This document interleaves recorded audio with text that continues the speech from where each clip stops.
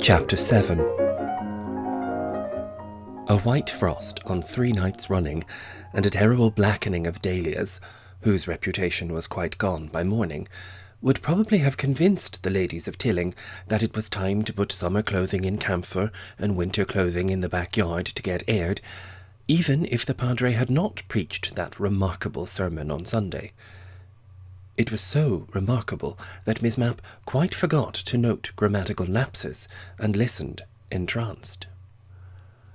The text was, "He made summer and winter," and after repeating the words very impressively, so that there might be no mistake about the origin of the seasons, the Padre began to talk about something quite different, namely the unhappy divisions which exist in Christian communities. That did not deceive Miss Mapp for a moment. She saw precisely what he was getting at over his oratorical fences. He got at it. Ever since summertime had been inaugurated a few years before, it had been one of the chronic dissensions of Tilling. Miss Mapp, Diva, and the Padre flatly refused to recognize it, except when they were going by train or tram, when principle must necessarily go to the wall, or they would never have succeeded in getting anywhere, while Miss Mapp, with the halo of martyrdom round her head, had once arrived at a summertime party an hour late, in order to bear witness to the truth, and, in consequence, had got only dregs of tea and the last faint strawberry. But the Major and Captain Puffin used the tram so often that they had fallen into the degrading habit of dislocating their clocks and watches on the 1st of May, and dislocating them again in the autumn, when they were forced into uniformity with properly minded people. Irene was flippant on the subject, and said that any old time would do for her. The Poppets followed convention, and Mrs. Poppet, in naming the hour for a party to the stalwarts, wrote 4:30, your 3:30. The King, after all, had invited her to be decorated at a particular hour, summer-time, and what was good enough for the King was good enough for Mrs. Poppet. The sermon was quite uncompromising.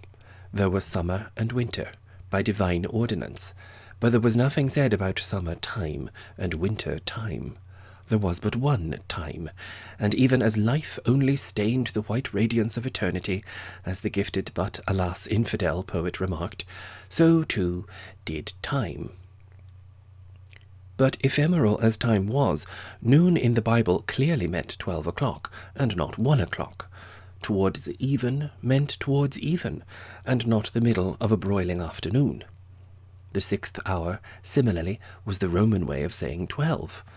Wintertime, in fact, was God's time, and though there was nothing wicked, far from it, in adopting strange measures, yet the simple, the childlike, clung to the sacred tradition, which they had received from their fathers and forefathers at their mother's knee.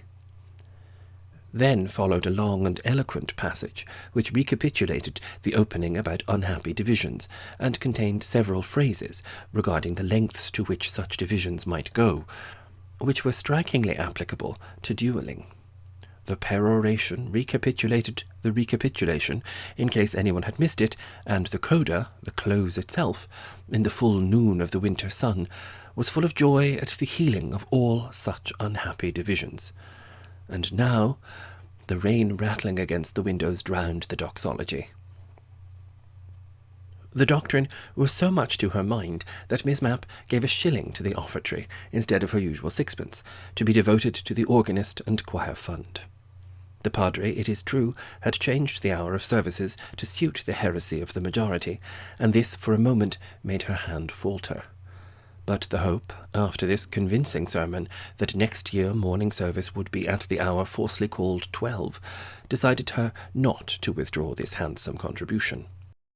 Frosts and dead dahlias and sermons, then, were together overwhelmingly convincing, and when Miss Mapp went out on Monday morning to do her shopping, she wore a tweed skirt and jacket, and round her neck a long woolen scarf to mark the end of the summer.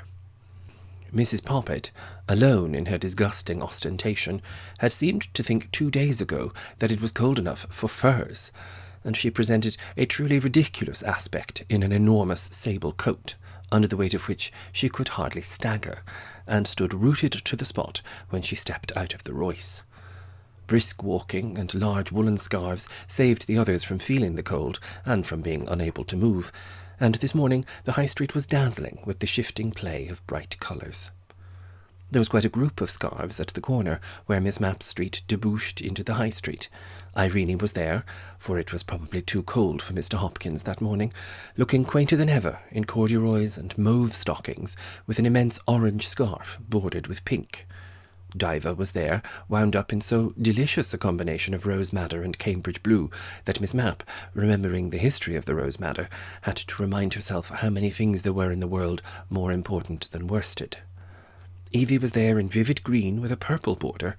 The Padre had a knitted magenta waistcoat, and Mrs. Poppet that great sable coat which almost prevented movement. They were all talking together in a very animated manner when first Miss Mapp came in sight, and if, on her approach, conversation seemed to wither, they all wore, besides their scarves, very broad, pleasant smiles. Miss Mapp had a smile too, as good as anybody's. "Good morning, all you dear things," she said. "How lovely you all look, just like a bed of delicious flowers. Such nice colours. My poor dahlias are all dead." Quaint Irene uttered a hoarse laugh, and swinging her basket, went quickly away. She often did abrupt things like that. Miss Mapp turned to the Padre. "Dear Padre, what a delicious sermon," she said. "So glad you preached it. Such a warning against all sorts of divisions." The Padre had to compose his face before he responded to these compliments. "I'm recht glad, fair lady," he replied, "that my bit discourse was to your mind. Come, wee wifey, we must be stepping." Quite suddenly, all the group, with the exception of Mrs. Poppet, melted away. Wee wifey gave a loud squeal, as if to say something, but her husband led her firmly off, while Diva, with rapidly revolving feet, sped like an arrow up the centre of the high street. "Such a lovely morning," said Miss Mapp to Mrs. Poppet, when there was no one else to talk to. "And everyone looks so pleased and happy, and all in such a hurry, busy as bees to do their little businesses. Yes." Mrs. Poppet began to move quietly away, with the deliberate, tortoise-like progression necessitated by the fur coat. It struck Miss Mapp that she, too, had intended to take part in the general breaking up of the group, but had merely been unable to get under way as fast as the others. "Such a lovely fur coat," said Miss Mapp sycophantically. "Such beautiful long fur. And what is the news this morning? Has a little bird been whispering anything?" "Nothing," said Miss Poppet very decidedly, and having now sufficient way on to turn, she went up the high street down which Miss Mapp had just come. The latter was thus left all alone with her shopping basket and her scarf. With the unerring divination which was the natural fruit of so many years of ceaseless conjecture, she instantly suspected the worst. All that busy conversation which her appearance had interrupted, all those smiles which her presence had seemed but to render broader and more hilarious, certainly concerned her. They could not still have been talking about that fatal explosion from the cupboard in the garden-room, because the duel had completely silenced the last echoes of that, and she instantly put her finger on the spot. Somebody had been gossiping, and how she hated gossip. Somebody had given voice to what she had been so studiously careful not to say. Until that moment, when she had seen the rapid breaking up of the group of her friends, all radiant with merriment, she had longed to be aware that somebody had given voice to it, and that everybody, under seal of secrecy, knew the unique queenliness of her position, the overwhelmingly interesting role that the violent passions of the men had cast for her. She had not believed in the truth of it herself, when that irresistible seizure of coquetry took possession of her as she bent over her sweet chrysanthemums. But the Padre's respectful reception of it had caused her to hope that everybody else might believe in it. The character of the smiles, however, that wreathed the faces of her friends did not quite seem to give fruition to that hope. There were smiles and smiles, respectful smiles, sympathetic smiles, envious and admiring smiles, but there were also smiles of hilarious and mocking incredulity. She concluded that she had to deal with the latter variety. Something, thought Miss Mapp, as she stood quite alone in the High Street, with Mrs. Poppet labouring up the hill, and Diver already a rose-madder speck in the distance, has got to be done. And it only remained to settle what. Fury with the dear Padre for having hinted precisely what she meant, intended, and designed that he should hint, was perhaps the paramount emotion in her mind. Fury with everybody else for not respectfully believing what she did not believe herself made an important pendant. "What am I to do?" said Miss Mapp aloud, and had to explain to Mr. Hopkins, who had all his clothes on, that she had not spoken to him.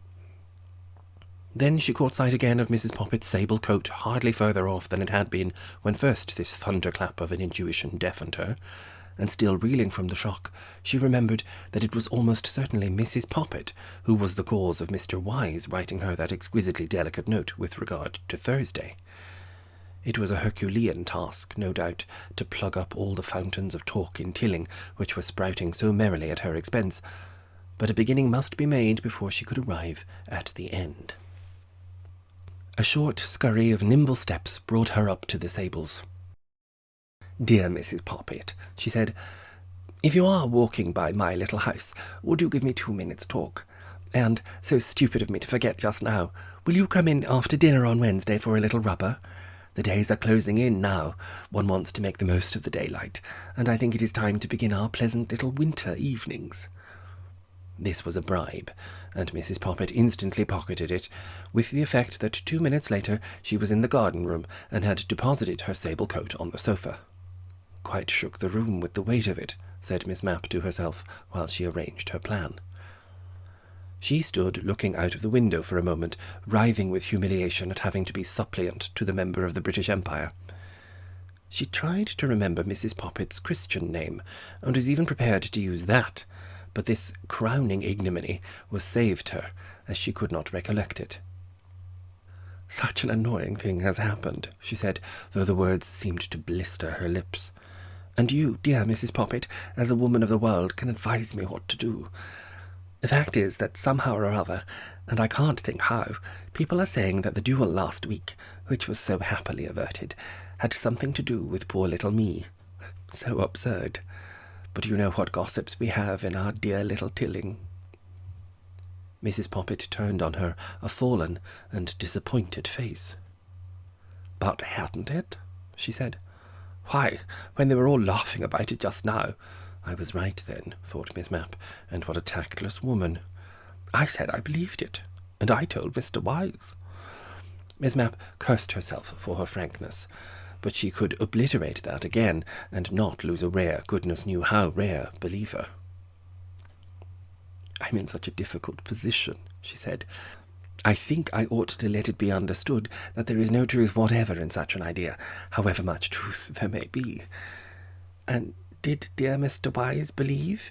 In fact, I know he must have, for he wrote me, oh, such a delicate, understanding note. He, at any rate, takes no notice of all that is being said and hinted." Miss Mapp was momentarily conscious that she meant precisely the opposite of this.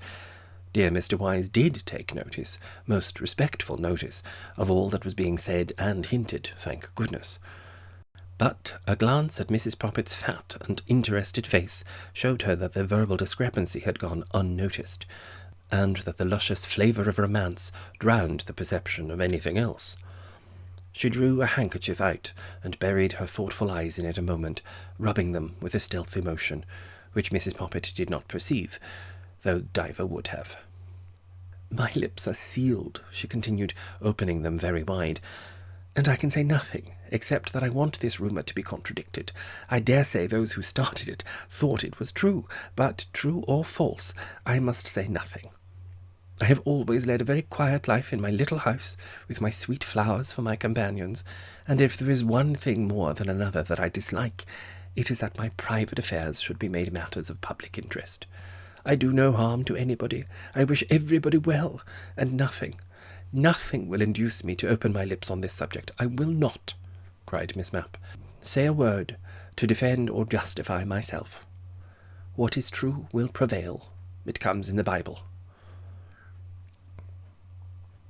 Mrs. Poppet was too much interested in what she said to mind where it came from. "What can I do?" she asked. "Contradict, dear, the rumour that I have had anything to do with the terrible thing which might have happened last week. Say on my authority that it is so. I tremble to think," here she trembled very much, "what might happen if the report reached Major Benjy's ears, and he find out who had started it. We must have no more duels in Tilling. I thought I should never survive that morning." "I will go and tell Mr. Wise instantly, dear," said Mrs. Poppit. That would never do. True believers were so scarce that it was wicked to think of unsettling their faith. "Poor Mr. Wise," said Miss Mapp with a magnanimous smile. "Do not think, dear, of troubling him with these little trumpery affairs. He will not take part in these little tittle-tattles. But if you could let dear Diver and quaint Irene and sweet Evie and the good Padre know that I laugh at all such nonsense." "But they laugh at it too," said Mrs. Poppit. That would have been baffling for anyone who allowed herself to be baffled, but that was not Miss Mapp's way. "Oh, that bitter laughter," she said. "It hurt me to hear it. It was envious laughter, dear, scoffing, bitter laughter. I heard. I cannot bear that the dear things should feel like that. Tell them that I say how silly they are to believe anything of the sort. Trust me, I am right about it. I wash my hands of such nonsense." She made a vivid dumb show of this, and after drying them on an imaginary towel, let a sunny smile peep out the eyes which she had rubbed. "All gone," she said, "and we will have a dear little party on Wednesday to show we are all friends again. And we meet for lunch at dear Mr. Wise's the next day, yes? He will get tired of poor little me if he sees me 2 days running, so I shall not ask him. I will just try to get 2 tables together, and nobody shall contradict dear Diver, however many shillings she says she has won. I would sooner pay them all myself than have any more of our unhappy divisions. You will have talked to them all before Wednesday, will you not, dear?" As there were only 4 to talk to, Mrs. Poppit thought that she could manage it, and spent a most interesting afternoon. For 2 years now she had tried to unfreeze Miss Mapp, who, when all was said and done, was the centre of the Tilling circle, and who, if any attempt was made to shove her out towards the circumference, always gravitated back again. And now, on these important errands, she was Miss Mapp's accredited ambassador, and all the terrible business of the opening of the store cupboard and her decoration as MBE was quite forgiven and forgotten. There would be so much walking to be done from house to house that it was impossible to wear her sable coat unless she had the Royce to take her about. The effect of her communications would have surprised anybody who did not know Tilling. A less subtle society, when assured from a first-hand, authoritative source that a report which it had entirely refused to believe was false, would have prided itself on its perspicacity and said that it had laughed at such an idea as soon as ever it heard it, as being palpably, look at Miss Mapp, untrue. Not so Tilling. The very fact that, by the mouth of her ambassador, she so uncompromisingly denied it, was precisely why Tilling began to wonder if there was not something in it, and from wondering if there was not something in it, surged to the conclusion that there certainly was. Diver, for instance, the moment she was told that Elizabeth, for Mrs. Poppit remembered her Christian name perfectly, utterly and scornfully denied the truth of the report, became intensely thoughtful. "Says there's nothing in it," she observed. "Can't understand that." At that moment Diver's telephone bell rang, and she hurried out and in. "Party at Elizabeth's on Wednesday," she said. "She saw me laughing. Why ask me?" Mrs. Poppit was full of her sacred mission. "To show how little she minds your laughing," she suggested. "As if it wasn't true, then. Seems like that. Wants us to think it's not true." "She was very earnest about it," said the ambassador. Diver got up and tripped over the outlying skirts of Mrs. Poppit's fur coat as she went to ring the bell. "Sorry," she said. "Take it off and have a chat. Tea's coming. Muffins." "Oh, no thanks," said Mrs. Poppit. "I've so many calls to make." "What? Similar calls?" asked Diver. "Wait 10 minutes. Tea, Janet, quickly." She whirled around the room once or twice, all corrugated with perplexity, beginning telegraphic sentences and not finishing them. "Said it's not true. Laughs at the notion of... And Mr. Wise believes." The Padre believed. After all, the Major... little cock sparrow Captain Puffin. Or t'other way round, do you think? No other explanation, you know. Might have been blood. She buried her teeth in a muffin. Believe there's something in it, she summed up. She observed her guest had neither tea nor muffin. Help yourself, she said. Want to worry this out? Elizabeth completely denies it, said Mrs. Poppit. Her eyes were full of... Oh, anything, said Diver. Rub them. Or pepper if it was at lunch. That's no evidence. But her solemn assertion, began Mrs. Poppit, thinking that she was being a complete failure as an ambassador. She was carrying no conviction at all. Saccharin, observed Diver, handing her a small phial. Haven't got more than enough sugar for myself. I expect Elizabeth's got plenty. Well, never mind that. Don't you see? If it wasn't true, she wouldn't try to convince us that it was. Seemed absurd on the face of it. But if she tries to convince us that it isn't true, well, something in it. There was the gist of the matter, and Mrs. Poppit, proceeding next to the Padre's house, found more muffins and incredulity. Nobody seemed to believe Elizabeth's assertion that there was nothing in it. Evie ran round the room with excited squeaks. The Padre nodded his head, in confirmation of the opinion which, when he first delivered it, had been received with mocking incredulity over the crab. Quaint Irene, intent on Mr. Hopkins' left knee in the absence of the model, said, Good old Mapp. Better late than never. Utter incredulity, in fact, was the ambassador's welcome, and all the incredulous were going to Elizabeth's party on Wednesday. Mrs. Poppit had sent the Royce home for the last of her calls, and staggered up the hill past Elizabeth's house. Oddly enough, just as she passed the garden-room, the window was thrown up. "Cup of tea, dear Susan," said Elizabeth. She had found an old note of Mrs. Poppit's among the waste paper for the firing of the kitchen oven, fully signed.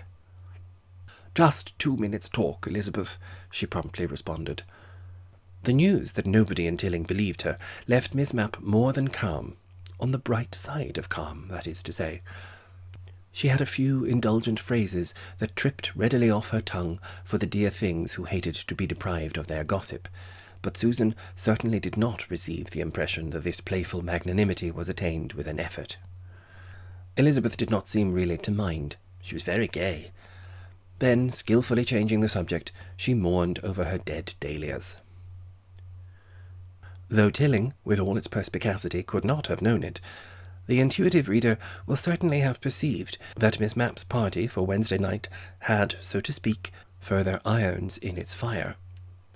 It had originally been a bribe to Susan Poppit, in order to induce her to spread broadcast that ridiculous rumour, whoever had launched it, had been promptly denied by the person whom it most immediately concerned. It served a second purpose in showing that Miss Mapp was too high above the mire of scandal, however interesting, to know or care who might happen to be wallowing in it, and for this reason she asked everybody who had done so. Such loftiness of soul had earned her an amazing bonus, for it had induced those who sat in the seat of the scoffers before to come hastily off and join the thin but unwavering ranks of the true believers, who, up till then, had consisted only of Susan and Mr. Wise. Frankly, so blessed a conclusion had never occurred to Miss Mapp. It was one of those unexpected rewards that fall like ripe plums into the lap of the upright. By denying a rumour, she had got everybody to believe it, and when on Wednesday morning she went out to get the chocolate cakes which were so useful in allaying the appetites of guests, she encountered no broken conversations and gleeful smiles, but sidelong glances of respectful envy. But what Tilling did not and could not know was that this, the first of the autumn after-dinner bridge parties, was destined to look on the famous tea-gown of kingfisher blue as designed for Mrs. Trout. No doubt other ladies would have hurried up their new gowns, or at least have camouflaged their old ones, in honour of the annual inauguration of evening bridge, but Miss Mapp had no misgivings about being outshone. And once again, here she felt that luck waited on merit, for though, when she dressed that evening, she found she had not anticipated that artificial light would cast a somewhat pale, though not ghastly, reflection from the vibrant blue onto her features, similar in effect to, but not so marked as, the light that shines on the faces of those who lean over the burning brandy and raisins of Snapdragon. This interesting pallor seemed very aptly to bear witness to all that she had gone through. She did not look ill. She was satisfied as to that. She looked gorgeous and a little wan. The bridge tables were not set out in the garden room, which entailed a scurry over damp gravel on a black windy night, but in the little square parlour above her dining room, where Withers, in the intervals of admitting her guests, was laying out plates of sandwiches and the chocolate cakes, reinforced, when the interval for refreshments came, with hot soup, whisky and siphons, and a jug of cup, prepared according to an ancestral and economical recipe, which Miss Mapp had taken a great deal of trouble about. A single bottle of white wine, with suitable additions of ginger, nutmeg, herbs, and soda water, was the mother of a gallon of a drink that seemed aflame with fiery and probably spirituous ingredients. Guests were very careful how they partook of it, so stimulating it seemed. Miss Mapp was reading a book on gardening upside down. She had taken it up rather hurriedly when the Poppets arrived, and sprang to her feet with a pretty cry at being so unexpectedly but delightfully disturbed. "Susan, Isabel," she said, "lovely of you to have come. I was reading about flowers, making plans for next year." She saw the four eyes riveted to her dress. Susan looked quite shabby in comparison, and Isabel did not look anything at all. "My dear, too lovely," said Mrs. Poppet slowly. Miss Mapp looked brightly about, as if wondering what was too lovely. At last she guessed. "Oh, my new frock," she said. "Do you like it, dear? How sweet of you. It's just a little nothing that I talked over with that nice Miss Greele in the High Street. We put our heads together and invented something quite cheap and simple. And here's Evie and the dear Padre. So kind of you to look in." 4 more eyes were riveted on it. "Enticed you out just once, Padre," went on Miss Mapp. "So sweet of you to spare an evening.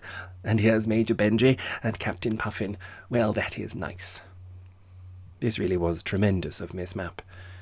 Here was she meeting without embarrassment or awkwardness the two who, if the duel had not been averted, would have risked their very lives over some dispute concerning her. Everybody else, naturally, was rather taken aback for the moment at this situation, so deeply dyed in the dramatic. Should either of the gladiators have heard that it was the Padre who undoubtedly had spread the rumour concerning their hostess, Mrs. Poppet was afraid that even his cloth might not protect him.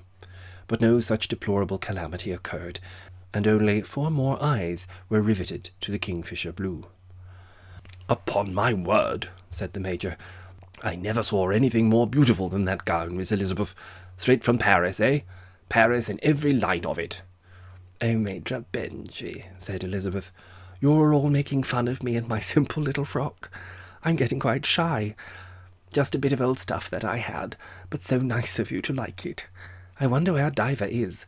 We shall have to scold her for being late." "Ah, she shan't be scolded. Diva, The endearing word froze on Miss Mapp's lips, and she turned deadly white. In the doorway, in equal fury and dismay, stood Diva, dressed in precisely the same staggeringly lovely costume as her hostess. Had Diva and Miss Greele put their heads together too?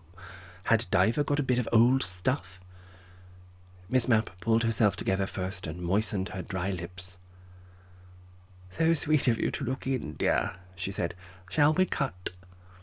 Naturally, the malice of cards decreed that Miss Mapp and Diva should sit next to each other as adversaries at the same table, and the combined effect of 2 lots of Kingfisher blue was blinding.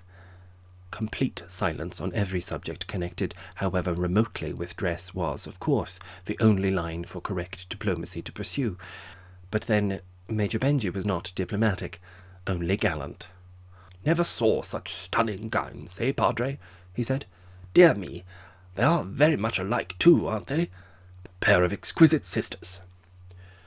It would be hard to say which of the two found this speech the more provocative of rage, for while Diva was 4 years younger than Miss Mapp was 4 inches taller than Diva. She cut the cards to her sister with a hand that trembled so much that she had to do it again, and Diva could scarcely deal. Mr. Wise frankly confessed the next day when, at 1 o'clock, Elizabeth found herself the first arrival at his house, that he had been very self-indulgent. "I have given myself a treat, dear Miss Mapp," he said. "I have asked 3 entrancing ladies to share my humble meal with me, and have provided, is it not shocking of me, nobody else to meet them? Your pardon, dear lady, for my greediness." Now, this was admirably done. Elizabeth knew very well why 2 out of the 3 men in Tilling had not been asked. Very gratifying that reason was, and, with the true refinement of which Mr. Wise was so amply possessed, he was taking all the blame on himself, and putting it so prettily. She bestowed her widest smile on him. "Oh, Mr. Wise," she said, "we shall all quarrel over you." Not until Miss Mapp had spoken did she perceive how subtle her words were. They seemed to bracket herself and Mr. Wise together. All the men, 2 out of the 3 at any rate, had been quarrelling over her, and now there seemed a very fair prospect of 3 of the women quarrelling over Mr. Wise. Without being in the least effeminate, Mr. Wise this morning looked rather like a modern troubadour. He had a velveteen coat on, a soft, fluffy, mushy tie which looked as if made of Shirley poppies, very neat knickerbockers, brown stockings with blobs, like the fruit of plane trees, dependent from elaborate tops, and shoes with a cascade of leather frilling covering the laces. He might, almost equally well, be about to play golf, over putting holes on the lawn, as the guitar. He made a gesture of polished, polite dissent, not contradicting, yet hardly accepting this tribute, remitting it perhaps just as the king, when he enters the city of London, touches the sword of the Lord Mayor and tells him to keep it. "So pleasant to be in Tilling again," he said. "We shall have a cosy, busy winter, I hope." "You, I know, Miss Mapp, are always busy." "The day is never long enough for me," said Elizabeth enthusiastically. "What with my household duties in the morning and my garden, and our pleasant little gatherings, it is always bedtime too soon. I want to read a great deal this winter, too." Diver, at the sight of whom Elizabeth had to make a strong effort of self-control, here came in, together with Mrs. Poppit, and the party was complete. Elizabeth would have been willing to bet that, in spite of the warmness of the morning, Susan would have on her sable coat, and though technically she would have lost, she more than won morally, for Mr. Wise's repeated speeches about his greediness were hardly out of his mouth when she discovered that she had left her handkerchief in the pocket of her sable coat, which she had put over the back of a conspicuous chair in the hall. Figgis, however, came in at the moment to say that lunch was ready, and she delayed them all very much by a long, ineffectual search for it, during which Figgis, with a visible effort, held up the sable coat, so that it was displayed to the utmost advantage. And then, only fancy, Susan discovered that it was in her sable muff all the time.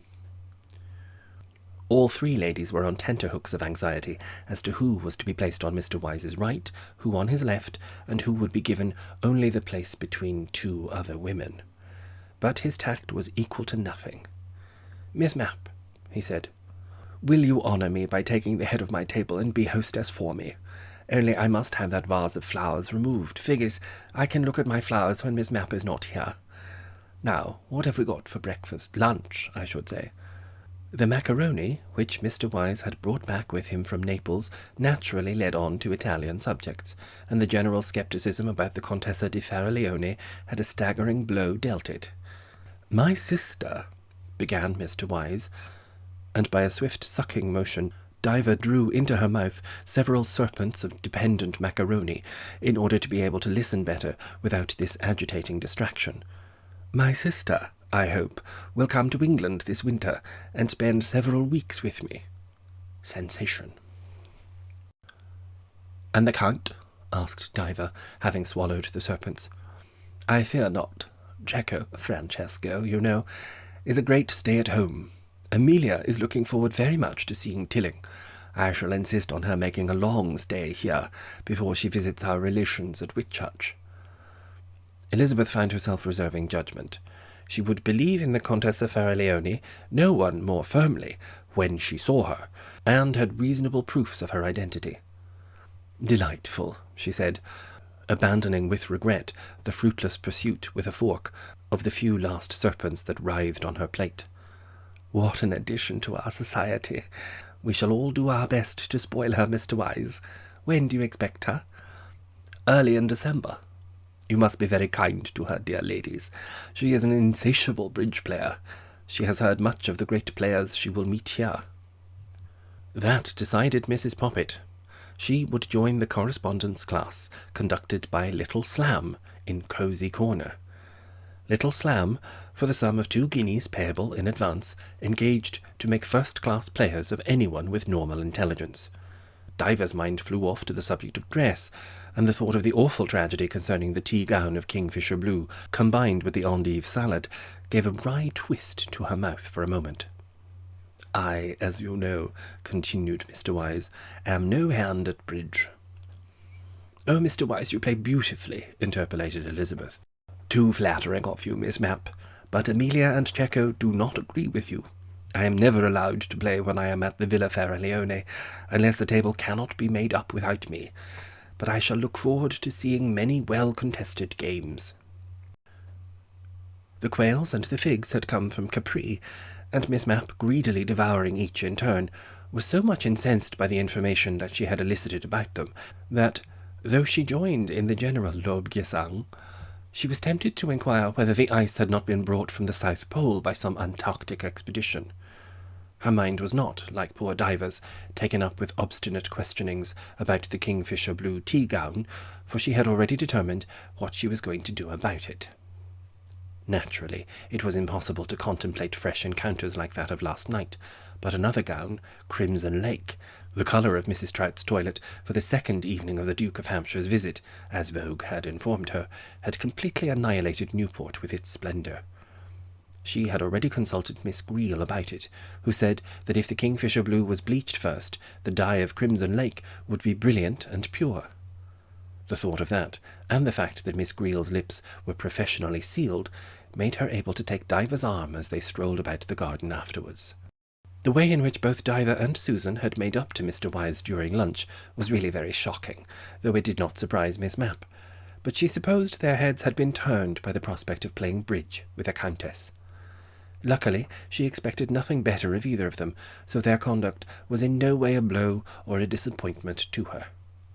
This companionship with Diver was rather prolonged, for the adhesive Susan, staggering about in her stables, clung close to their host and simulated a clumsy interest in chrysanthemums, and whatever the other two did, manoeuvred herself into a strong position between them and Mr. Wise, from which, operating on interior lines, she could cut off either assailant.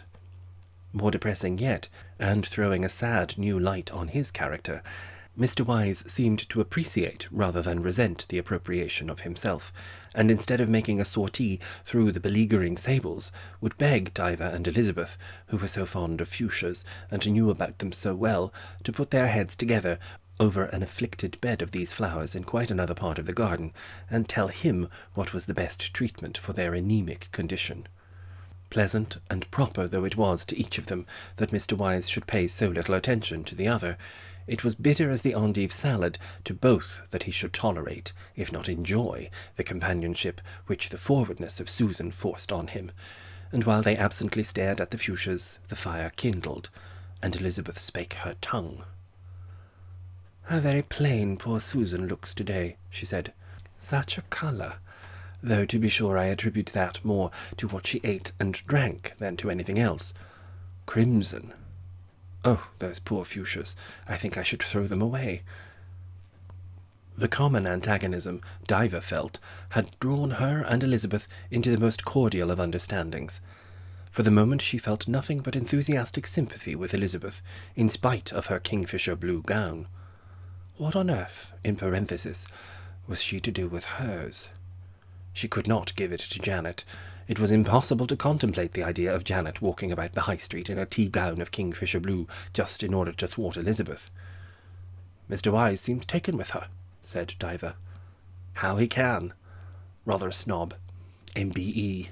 She's always popping in here. Saw her yesterday going round the corner of the street." "What time, dear?" asked Elizabeth, nosing the scent. "Middle of the morning." "And I saw her in the afternoon," said Elizabeth.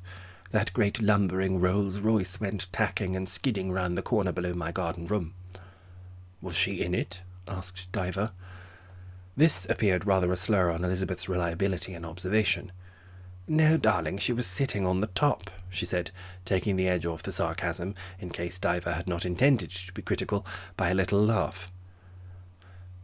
Diver drew the conclusion that Elizabeth had actually seen her inside. "Think it's serious?" she said. "Think he'll marry her?" The idea, of course, repellent and odious as it was, had occurred to Elizabeth, so she instantly denied it. "Oh, you busy little matchmaker," she said brightly. "Such an idea never entered my head. You shouldn't make fun of dear Susan. Come, dear, I can't look at fuchsias any more. I must be getting home and must say good-bye, au reservoir, rather, to Mr. Wise, if Susan will allow me to get a word in edgeways." Susan seemed delighted to let Miss Mapp get this particular word in edgewise, and after a little speech from Mr. Wise, in which he said that he would not dream of allowing them to go yet, and immediately afterwards shook hands warmly with them both, hoping that the reservoir would be a very small one, the two were forced to leave the artful Susan in possession of the field. It all looked rather black. Miss Mapp's vivid imagination altogether failed to picture what Tilling would be like if Susan succeeded in becoming Mrs. Wise, and the sister-in-law of a countess, and she sat down in her garden room and closed her eyes for a moment, in order to concentrate her power of figuring the situation. What dreadful people these climbers were! How swiftly they swarmed up the social ladder with their Rolls-Royces and their red-currant fool and their sables. A few weeks ago she herself had never asked Susan into her house, while the very first time she came she unloosed the sluices of the store-cupboard, and now, owing to the necessity of getting her aid in stopping that mischievous rumour, which she herself had been so careful to set on foot, regarding the cause of the duel, Miss Mapp had been positively obliged to flatter and to Susan her. And if Diver's awful surmise proved to be well-founded, Susan would be in a position to patronize them all, and talk about counts and countesses with the same air of unconcern as Mr. Wise. She would be bidden to the Villa Faraglione. She would play bridge with Cecco and Amelia. She would visit the Wises of Whitchurch. Oh, what was to be done? She might head another movement to put Mr. Wise in his proper place. This, if successful, would have the agreeable result of pulling down Susan a rung or two, should she carry out her design. But the failure of the last attempt and Mr. Wise's eminence did not argue well for any manoeuvre of the kind. Or should she poison Mr. Wise's mind with regard to Susan? Or was she herself causelessly agitated? Or... Curiosity rushed like a devastating tornado across Miss Mapp's mind, rooting up all other growths, buffeting her with the necessity of knowing what the two whom she had been forced to leave in the garden were doing now, and snatching up her opera-glasses she glided upstairs and let herself out through the trapdoor onto the roof. She did not remember if it was possible to see Mr. Wise's garden, or any part of it, from that watchtower, but there was a chance. Not a glimpse of it was possible. It lay quite hidden behind the red brick wall which bounded it, and not a chrysanthemum or a fuchsia could she see. But her blood froze as, without putting the glasses down, she ran her eye over such part of the house wall as rose above the obstruction. In his drawing-room window on the first floor were seated two figures. Susan had taken her sables off. It was as if she intended remaining there forever, or at least for tea.